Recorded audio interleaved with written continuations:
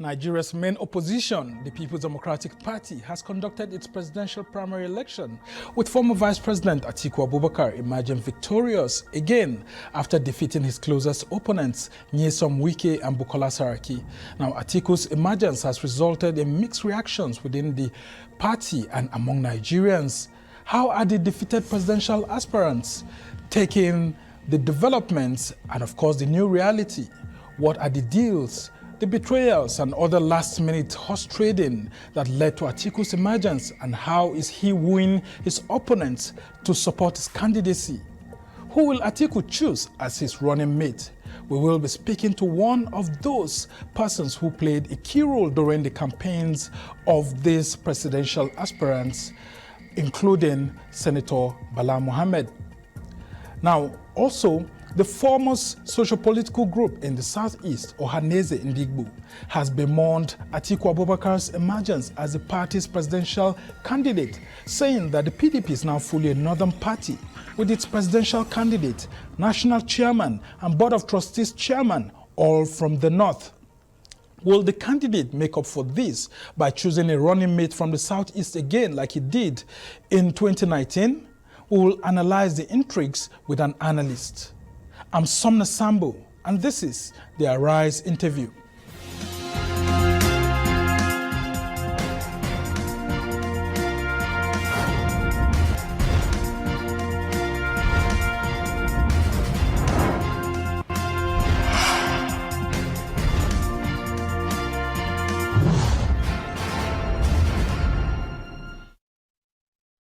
The show. Now, the People's Democratic Party, Nigeria's main opposition, has commenced the search for a running mate to its presidential candidate in the 2023 general election, Atiku Abubakar, less than 48 hours after the election of the former vice president at the primaries.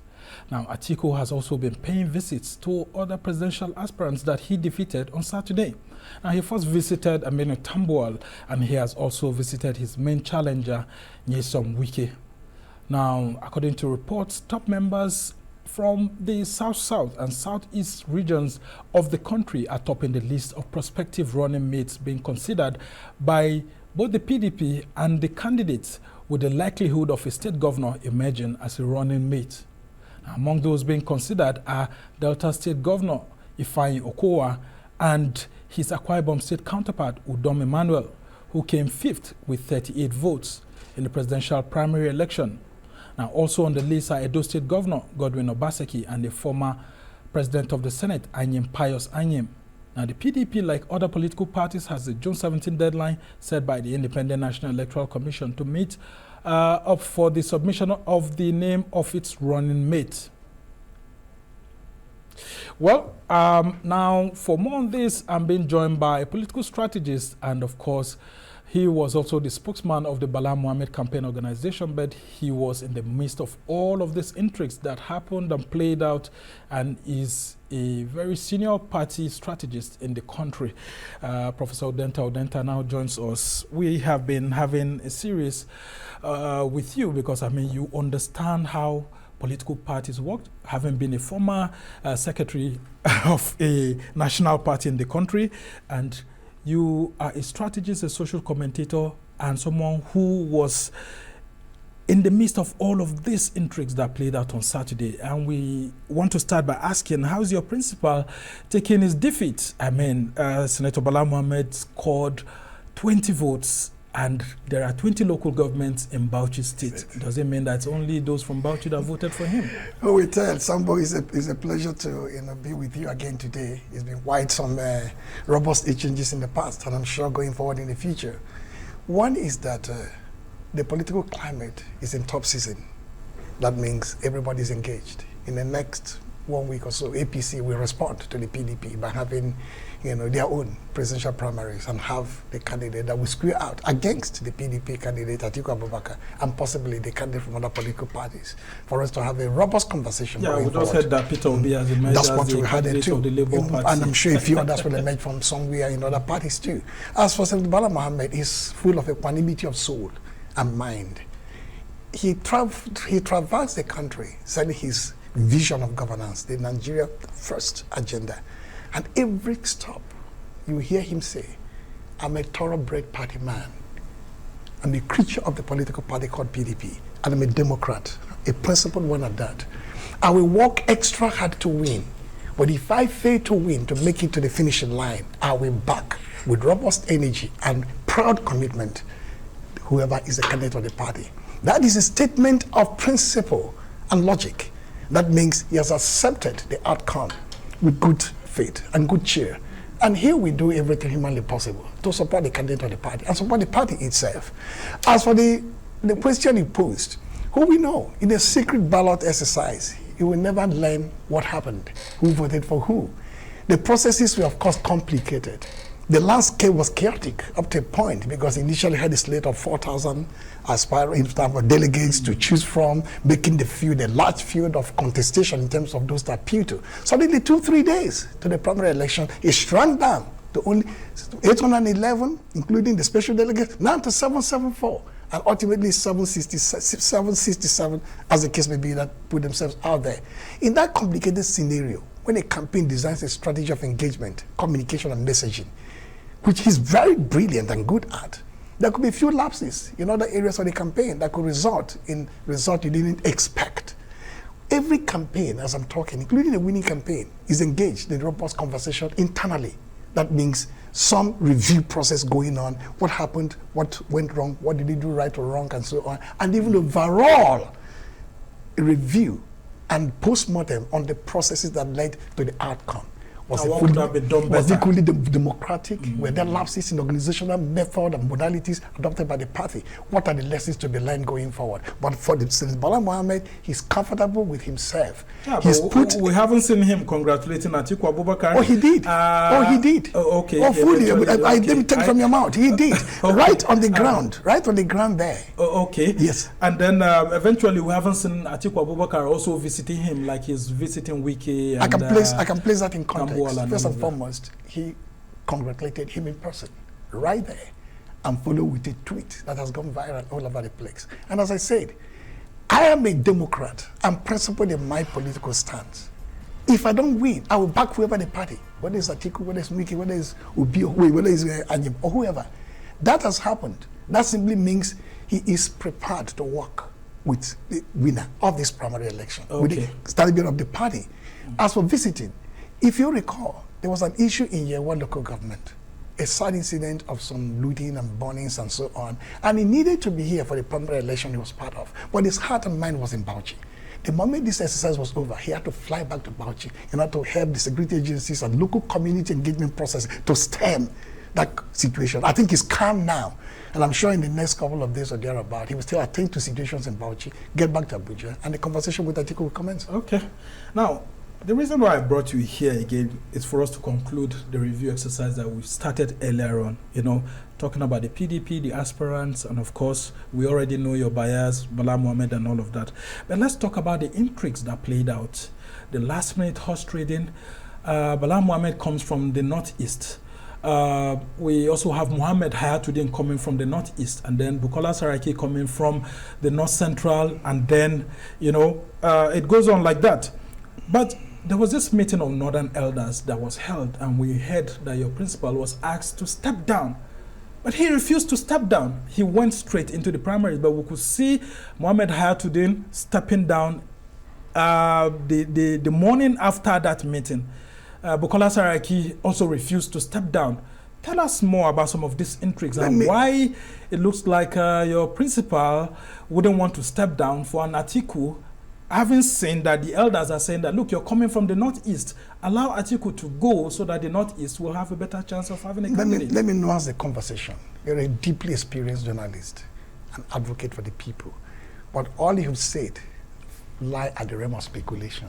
So you want me now to comment heavily for millions of viewers on a matter, I'm coming on a matter that without any factual context, maybe anecdotal evidence or circumstantial evidence, I'm not going to probe that. Every conversation around the party process must be nuanced. For one, Hayatuddin stepped down for reasons he expressed his sadness or angst for the way and manner this whole process was playing out. He did not step down for anybody. He simply said, I'm coming. He simply said, I'm not comfortable with this, the monetization. Same monetization, that's what we are saying. I'm coming. That's the meeting I'm coming. That we are very sure of. And I asked your principal, Bala Mohammed, when I interviewed him on Saturday at the convention ground, and he indeed confirmed to me that there was a meeting where he was asked to step down, and he said he won't. You asked the question, my duty is to answer, to respond. You've placed the question very well for the public to hear you. Hear me out. How did he step down because of the monetization of the process? That is what he said. Tambuwal stepped down because he wanted to give space to a brother and an elder, Atiku, in order to have a better jump start. As the official statement. That's the official statement. See, Bala Mohammed's position is very simple. He's a bridge builder. In 2010, the dark moment of this country, with the cabals and whatever region all over the place, about the succession to Yar'Adua who was dying, the doctrine of necessity, I will not stop talking about it, breached the North and the South. The North wasn't too comfortable with it, and his position, he became a pariah of a sort. Why would you, a Northern, a Muslim, stand to say a Southern vice president should step up to become an acting president? He said, no, the country is one constituency. We're one people, one value, one history, one destiny. That means what is good for the North is good for the South. He stood at that bridge. Yesterday, he stood at another bridge. This party, PDP, is a delicate institution, and the nation is passing through a very brittle moment of uncertainty. So to heavily load your support on one side of the geographic and demographic aisle against the other will not only lead to a successful outcome for the moment, but will lead deep, bitter impressions down the line. Yeah, He's I'm coming. He's a patriot to the core, and the patriotism means let the democratic process play out. When the outcome is settled and the winner is determined, rally around the leader to build a new party, build a new face of Nigerian resurgence, build a new face of engagement with the people of the country. That is his stand. The stand is that if you come to an environment in which you're supposed to binarize your decision, either or for, you either take this side or take that side, the best is to be at the middle, to be the bridge that connects different geographies, different systems, different institutions, different structures, and different processes. That means from the south, from the north, from the east, from the west, from the young, from the old, all their passions played out on Saturday. The high drama of the day, the high drama of the night. Bala stood at the center to say, you must be an inclusive leader.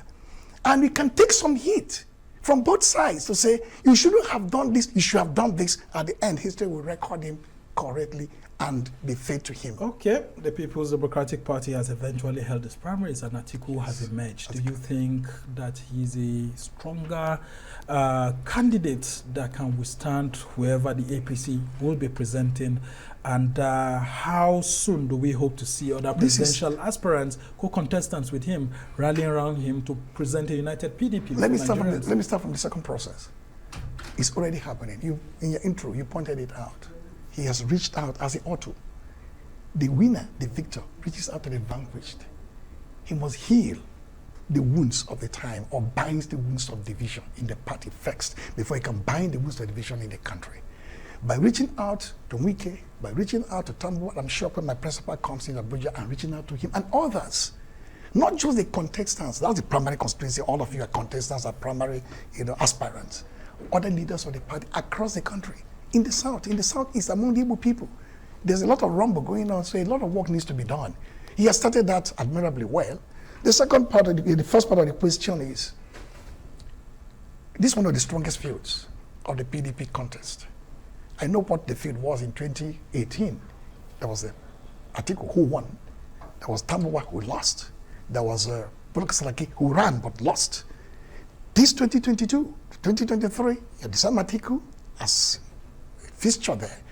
Bukola Saraki, Tambuwal, now Bala Mohammed, now Wike, now Peter Obi, who was tapped as a running mate there, now Power Sanjim. This is one of the strongest fields of PDP in terms of primary contestations. In 1998-99 was a way man of Obasanjo essentially with Rimi there, played a marginal peripheral role. 2023, 2 or 3, Jonathan and Yar'Adua emerged. But this moment presents the party the best opportunity. Out of the wounds of this primary season, out of the rancor that preceded this emergence of Atiku, out of the contestations of ideologies and value system, with the zoning issues all over the place, it presents opportunity for him, having beaten the Rex in a very strong field, to put this party together, invoke the specter of rebuild and rescue, and then prepare for the first time in our recent transitions, 6 odd months.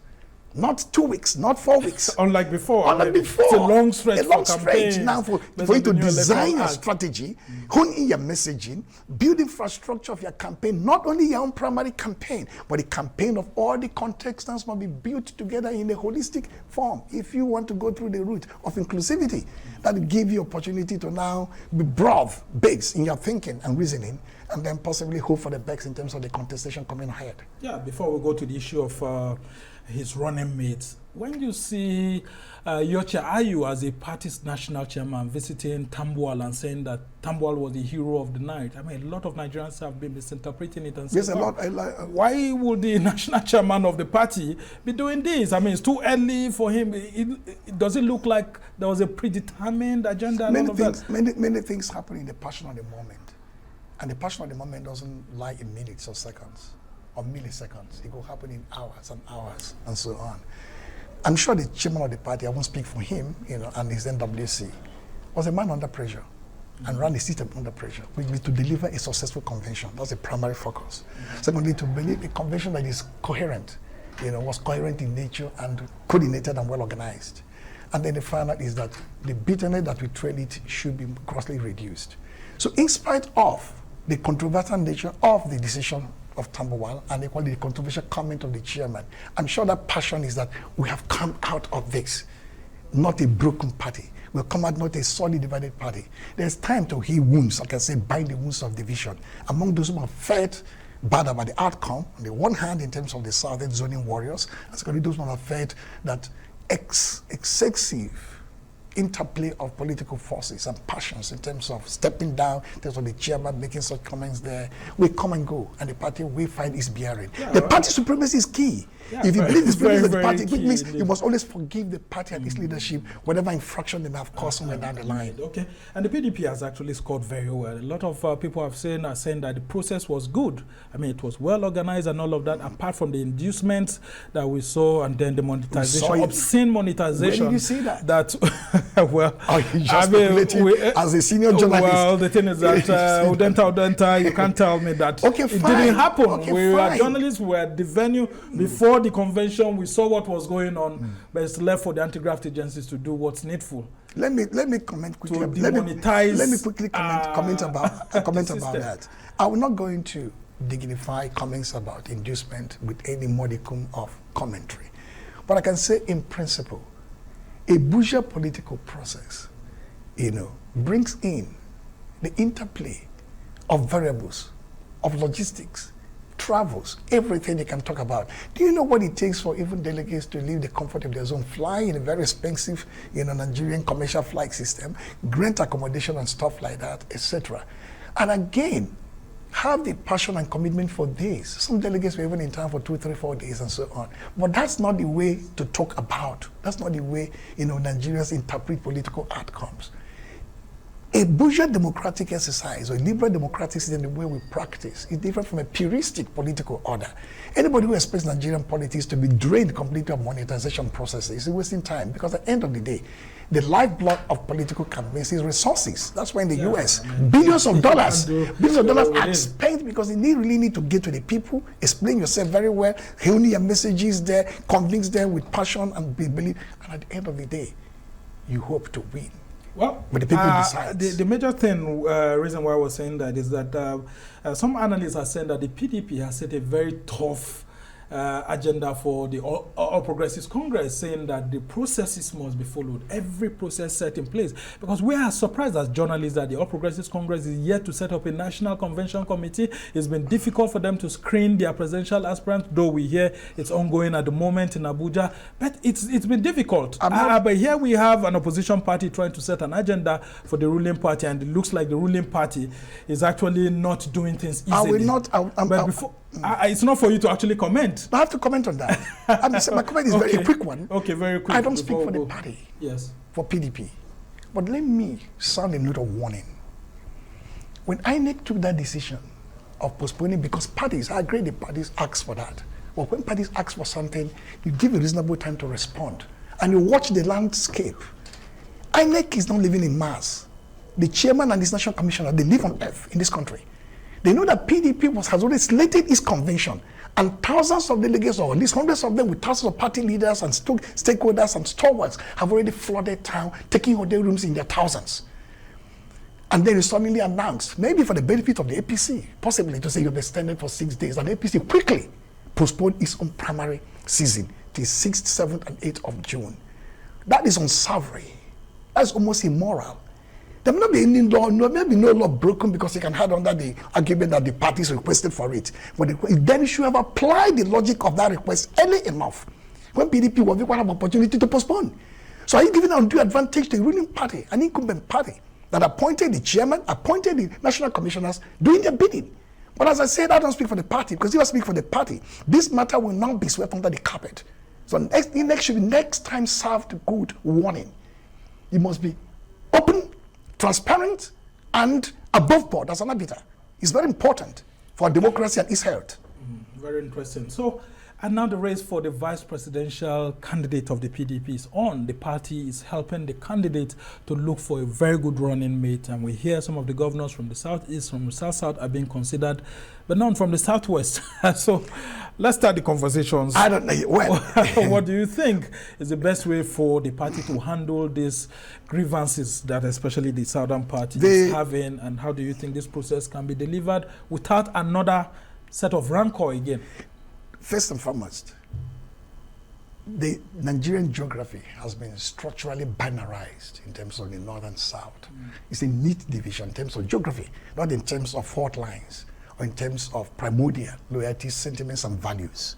That means if you have a candidate from the north, then that geographic north will not have a running mate. So that means somebody somewhere in the south.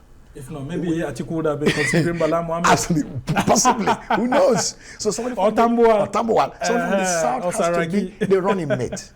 Now, why you do not try to set agenda for the candidate and for the party in open conversation like this is to allow the needful to be done. I'll be very much interested in discussing with you the outcome of that search. That at the end of the day, is a Governor B or former Senate President D or whatever it is, that is now the choice. That choice is primarily, I don't know, the Nigerian political tradition is a little bit complicated in this regard. In the US, the winning candidate sets up a team that goes into a search, for long, even before he emerges, for a long period with so many criteria in terms of profiling, personal history, exposures, experiences, even the geography you occupy and so on. So that's Atiku's primary responsibility. But I'm sure in a Nigerian situation, he's aided by the party. The party will naturally take over the campaigns, or create some kind of balance between the party's own expectations for the campaign season and the candidate's own structural effort to build an infrastructure that's going to lead him to victory. That means the candidate will have an idea what he wants to do in terms of the choice of a running mate. The party may have their own ideas. They will have to sit down together, examine so many variables, and then come to a conclusion that is fairly satisfactory to almost every stakeholder. But they can't carry everybody along. What they do is use the art of persuasion, art of lobby, in the art of compromise and consensus building in order to get everybody on board to support such a choice. Okay. Now, you are from the southeast, and the last time Atiku emerged, people like Ike Ekweremadu were expecting to be named, have been done a lot. Yeah. In fact, the principal person that was expecting that gift was David Umahi, the governor of Ebonyi State. And all of a sudden, from nowhere, we saw Atiku naming Peter Obi as his running mate. Do we foresee something like that happening, considering that Atiku is presenting himself as a reformist, someone who is going to rejig the economy? And if you want to do that, I don't know if one of the governors may be the person to help you do that. I'm not a mind reader, neither am I a thought reader. I don't read thoughts and minds of people, so I wouldn't know what his thinking is about. All I do know is that if you want to have a successful outcome in terms of the search, if I were him, I would begin with fellow aspirants sitting down, not in terms of the choice, but sitting down. The Bala Mohammeds, the Bukola Sarakis, the Muyes of Wikis, the Odoms, the Parasanyem, those who contested with you. You sit down with them, even those from the north, to sound them out, to think through the kind of options you want to have, the kind of person you're looking for, the kind of qualities the person should possess. Then the party leaders, as I talked about, and even post-party elements, those who you can call very important critical stakeholders of the Nigerian project, who may well serve you better in terms of guiding you right. So when you put all these things together, you can come up with a choice. That choice, of course, is still going to sit well with the people because it's going to reflect, one, your attitudinal disposition. Do you want to run a presidency in which you are the technocratic force running the economy, or a political bridge builder because of these years and years, or the past 7 years of divisiveness, of bigotry, of exclusionary kind of politics? You want to now build a country picture together, together, you know, an inclusive kind of governance model in which let me run the politics of getting Nigeria unified, while my vice, you know, we're going to run the economy. PDP just emerged from the shadows 2019, and possibly could have been a very potent choice by Atiku, because what he has done and where he has traversed in the past 3 years is amazing. It's unfortunate he's no longer in PDP, and now he's gone on to the Labour Party in order to deepen the conversation and a robust dialogue in the Nigerian democratic process. He wants to be his own boss this time around. Okay, as we try to round off this conversation very quickly, what do you make of Ohaneze Ndigbo's submission that the PDP is now a northern party with a northern presidential candidate, northern chairman, and northern board of trustees Can chairman? you put the Ohaneze that said that? Ohaneze Is it Ndigbo. Professor George Obiozo? No, the youth leader, of course. No, he didn't say youth leader. The person he didn't say youth leader. If you check what he said, he said Secretary General. That's Okemuche. Okay. Okemuche. So, well, I'm coming. Mm. Okemuche is the Secretary General. Professor George Obiozo is the President General. And Dr. Alex Ubonie is the Publicity Secretary. Did they speak on this matter? Well, These three this people. is the youth wing of No, you. I saw that. It's what he said. It's the Secretary General who is Okemuche. That's not Okemuche. I'm not detracting from anybody's position or standpoint. Yeah, but isn't that a reality? Let's forget about the person who made the point, but is that not a reality at the moment? It's important because parties have a way of self-correcting. I'm not here to determine for the party how to self-correct, even if that optics is there. There's no job that is permanent except that of the candidate who is going to lead the party, maybe that of the chairman the other day. Other things are up for grabs. It could be part of the negotiation, it could be part of the settlement of disputes, it could be part of the reconciliation processes. Who knows? It's early days yet. So we have to wait for weeks and maybe months to see how there's going to be a rebalance in terms of the structural distribution of office within the party. Won't be using that to campaign against the PDP.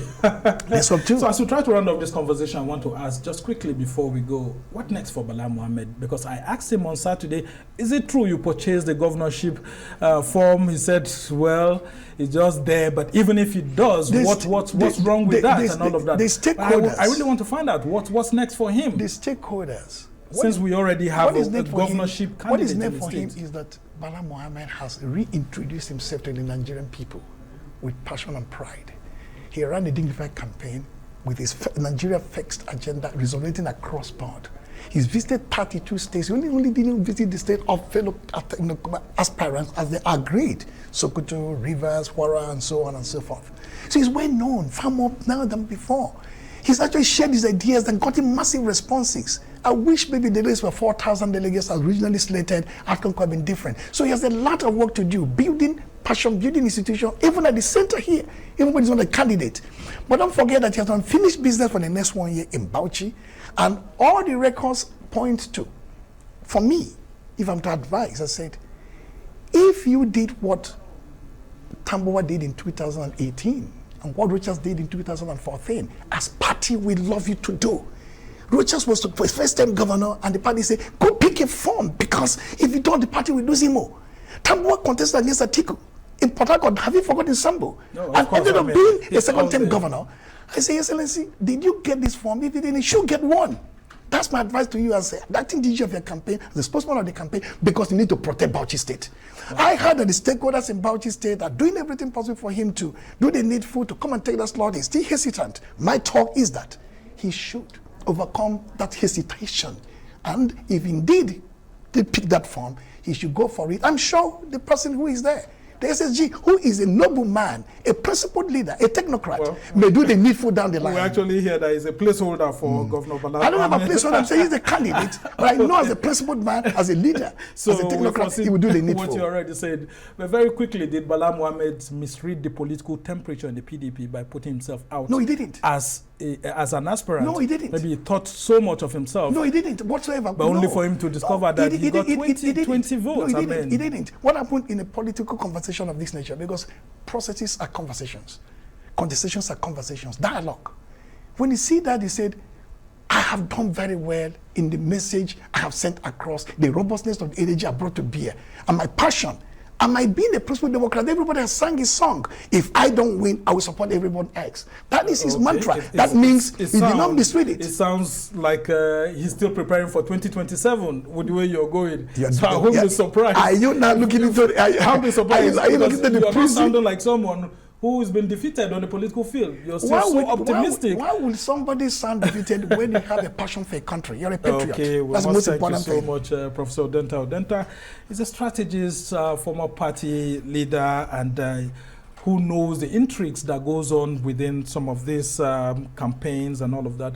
You were in the Senator Bala Mohammed campaign yourself, and of course you understood all the intrigues that played out at the PDP National Convention. Well, thank you for being on the Arise interview, and we hope to have you over and over again. It's a pleasure, Sambo. We have a long journey. Nigeria's political journey into 2023, because it's going to be tough. Don't forget, the APC is preparing to provide its own candidate that will slug it out with your own candidate now.